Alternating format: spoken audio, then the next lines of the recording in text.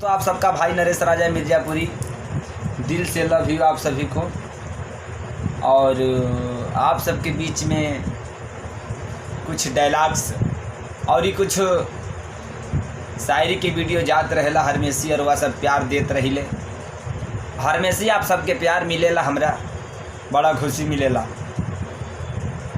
कहीं के बाद एगो गाना बहुत हिट हमारे बड़े भैया विजय चौहान जी ने लिखा है और गाए हुए खेसारी लाल।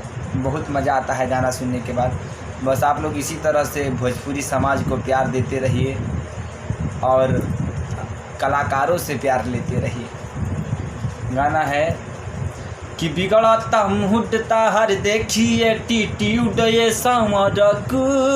आते हैं खेसारी लाल यादव जी कि लूट ली माजा कौनो दे दी ही साजा कौनो, लूट ली माजा कौनो दे दी ही साजा कौनो, मोह दी ही मोहिया के खा जाई दहिया के छाली। अपनी तो जैसे तैसे ओए थोड़ी ऐसे या वैसे मैडम कटे जाएगी, आपका क्या होगा जनाबे वाली, आपका क्या होगा जनाबे वाली।